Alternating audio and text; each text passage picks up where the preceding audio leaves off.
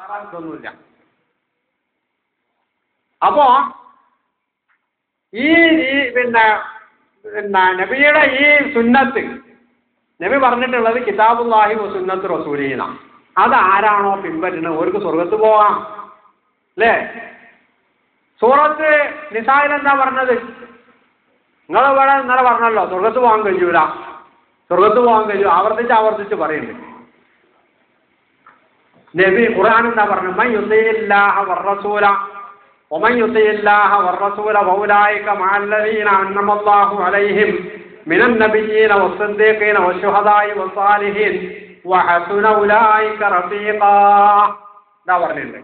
അള്ളാഹുവിനെയും റസൂലിനെയും ആരാണോ അനുസരിക്കുന്നത് ആ ആളുകൾ അള്ളാഹു അനുഗ്രഹിച്ച സിദ്ദീഖുകൾ, ശുഹദാക്കൾ, നബിമാര്, സിദ്ദീഖുകൾ, ശുഹദാക്കൾ, സാലിഹുകൾ ഇവരോടൊപ്പമാണ്, അവർ ഏറ്റവും നല്ല കൂട്ടാളികളുമാണ്.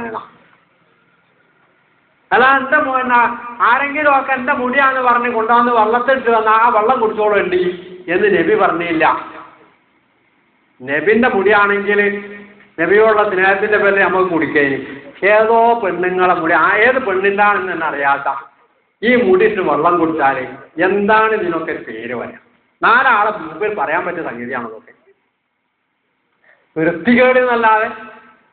എന്നിട്ട് അതിന് അതും പറഞ്ഞ് അതിൽ മറ്റെന്താണ് LCD മറ്റേ തേങ്ങാക്കൊരിയായിട്ട് നടക്കുക.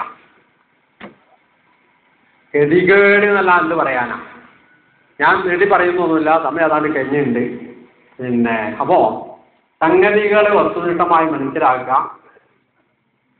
നമ്മൾ വഞ്ചിക്കപ്പെടാതെ സൂക്ഷിക്കാൻ ശ്രമിക്കുക. എങ്കിലേ പരലോകം രക്ഷപ്പെടുകയുള്ളൂ എന്ന ബോധ്യത്തോടു കൂടി വേണം മുമ്പോട്ട് പോവാൻ.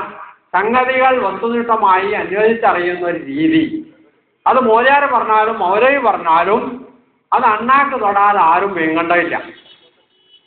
ഈ മോലാമാരും മൗലവിമാരും ഒന്നും നമ്പിയിട്ട് മുമ്പോട്ട് പോയാൽ ചിലപ്പോൾ സ്വർഗത്തിലേക്ക് കടക്കാൻ കഴിയില്ല എന്ന് വരും. ഞാൻ അടക്കമുള്ള ആളുകളായി പറയണത്, ആളുകളെയാണ് ഈ പറയണത്. അതുകൊണ്ട് വളരെ സംഗതികൾ നമ്മൾക്കൊക്കെ അല്ലാഹ് 2-3 സാധനം തന്നിട്ടുണ്ട്. അത് തരാത്ത ഒരു മനുഷ്യനെ അല്ലാഹ് അങ്ങോട്ട് പഠിച്ചാനില്ല.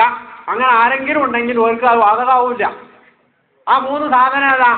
കണ്ണും കാതും കൽബും. വലാ തഖഫു മാ ലൈസ ലക ബിഹി ഇൽം. നിനക്കറിയാത്ത ഒന്നിന്റെ പിന്നാലെ ഇനി പോകാൻ പാടില്ല. ഇന്ന സമഅ വൽ ബസറ വൽ ഫുആദ്. കണ്ണും കാതും ഹൃദയവും കുല്ലു ഉലൈക കാന അൻഹു മസ്ഊല. അതിനെ സംബന്ധിച്ചൊക്കെ ചോദ്യം ചെയ്യപ്പെടും എന്ന് ഖുർആനാണ് പറഞ്ഞിട്ടുള്ളത്.